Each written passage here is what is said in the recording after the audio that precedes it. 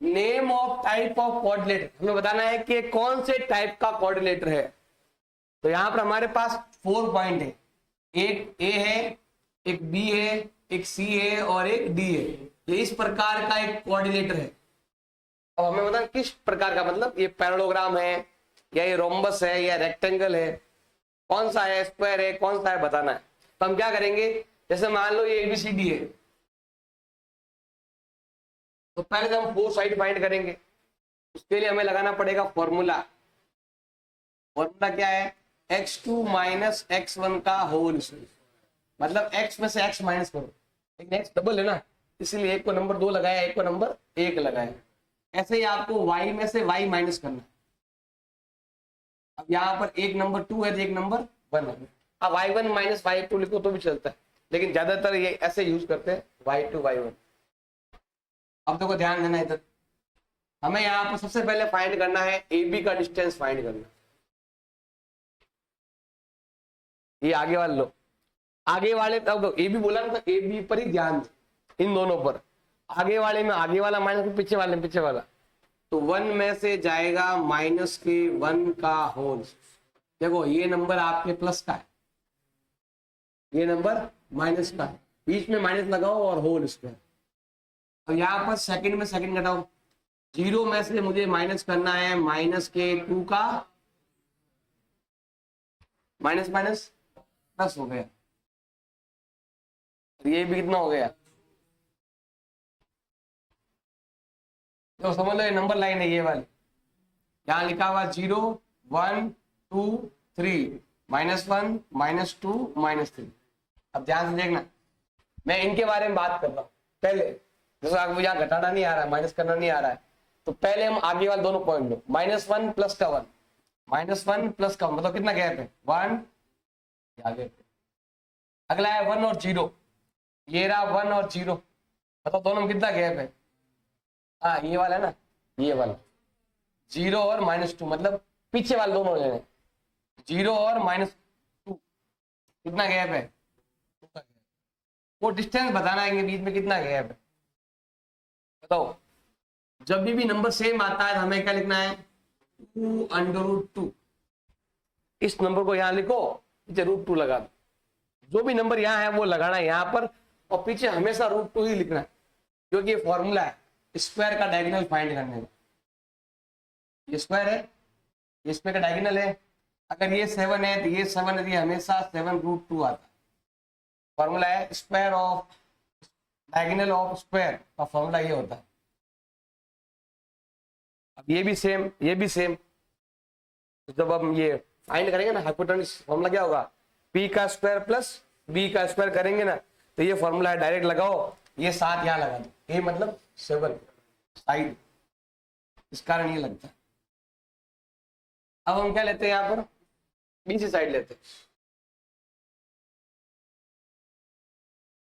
अब इन दोनों पर ही ध्यान देना है, आगे वाले में आगे वाले, पीछे वाले में पीछे वाला माइनस करना है। तो क्या आएगा आपके, 0 में से, हाँ 1 में से माइनस करो माइनस के 1 का होल स्क्वायर, ऐसे ही 2 में से माइनस करो 0 का होल स्क्वायर, 1 1 क्या हो गया भाई आपके 2, इधर भी 2, सेम ही आएगा।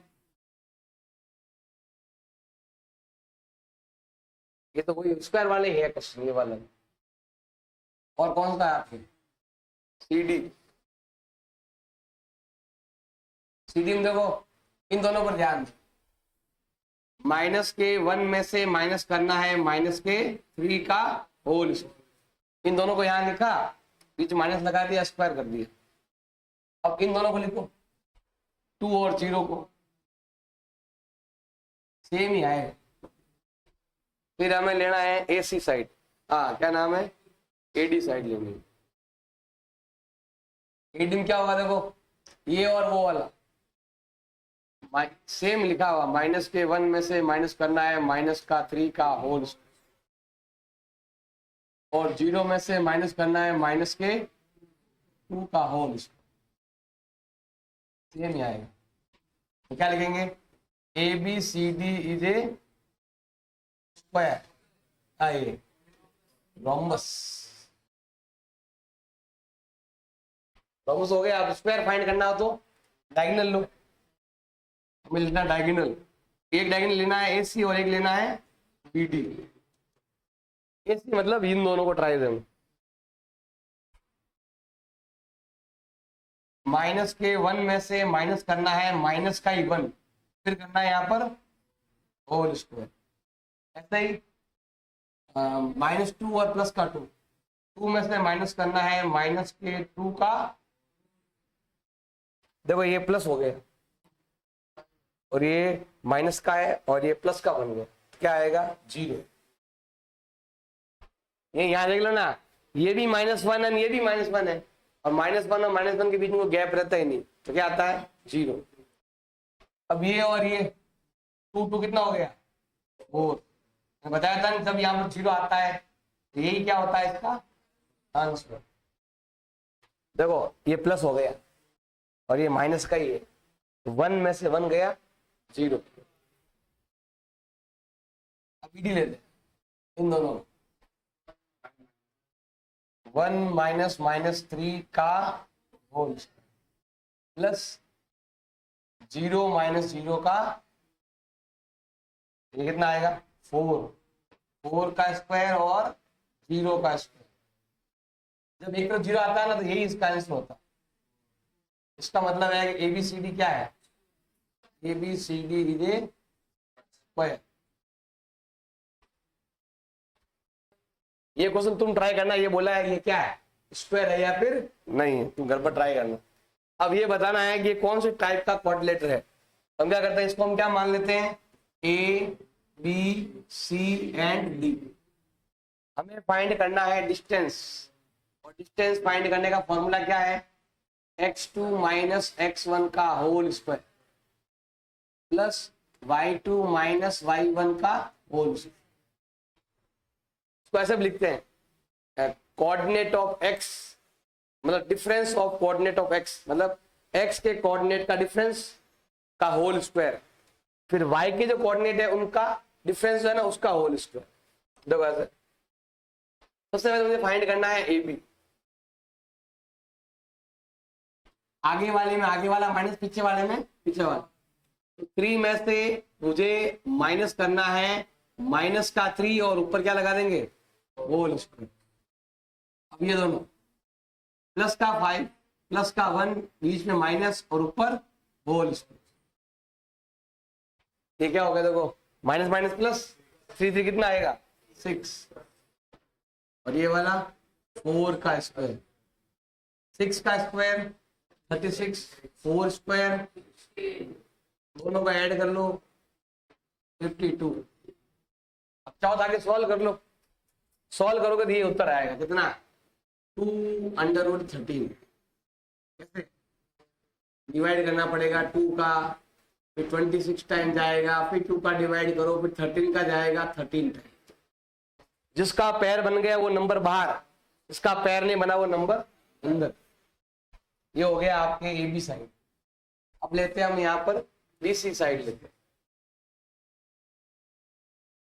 आगे वाले में आगे वाला पीछे वाला पीछे माइनस करो, तो 3 में से माइनस करो 0 का होल स्क्वायर, और 3 - 1 करो कितना होल स्क्वायर, ये माइनस करो माइनस कितना 3 स्क्वायर प्लस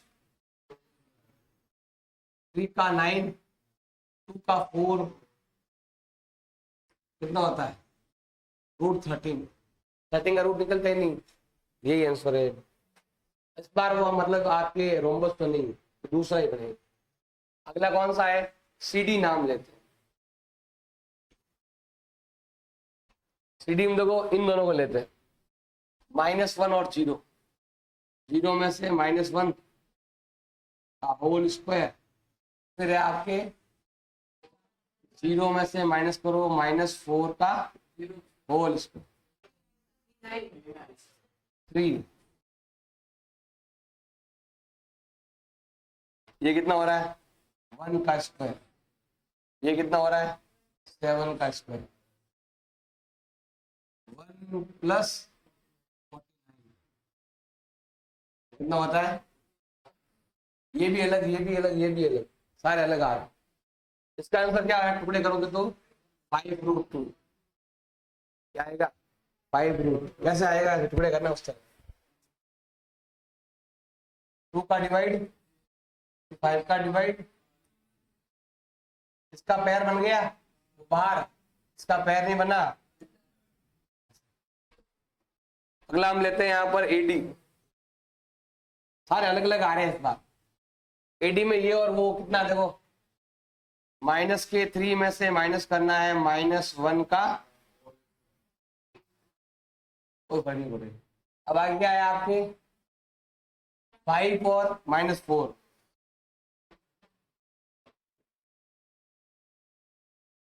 देखो नहीं ऐसा करो, ध्यान दो, इसके बारे में बात करें। देखो यहाँ पर दोनों माइनस के हैं, माइनस माइनस क्या होता है, हम उल्टा करेंगे, तो 3 में से 1 गया 2।